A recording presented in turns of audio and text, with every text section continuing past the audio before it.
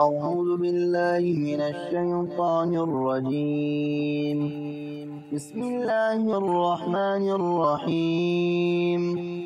ألم تر إلى الذي حاج إبراهيم في ربه أن آتاه الله الملك إذ قال إبراهيم ربي الذي يحيي ويميت قال أنا أحيي وأميت.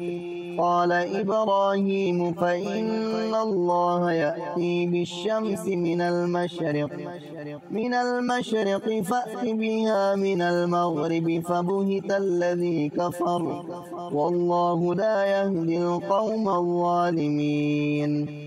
أو كالذي مر على قرية وهي خاوية على عروشها قال أنى يحيي هذه الله بعد موتها فأماته الله 100 عام ثم بعثه قال كم لبثت؟ قال لبثت يوما أو بعض يوم. قال بل لبثت 100 عام فانظر إلى طعامك وشرابك لم يتسنه وانظر إلى حمارك ولنجعلك آية للناس وانظر إلى العظام كيف ننشزها ثم نكسوها لحما فلما تبين له قال أعلم أن الله على كل شيء قدير.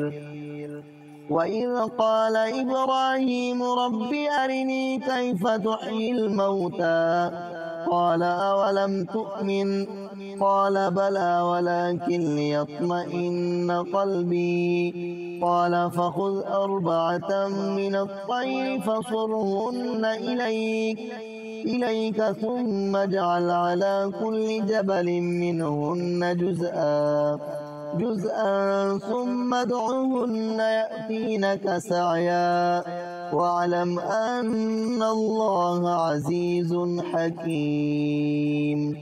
صدق الله العظيم.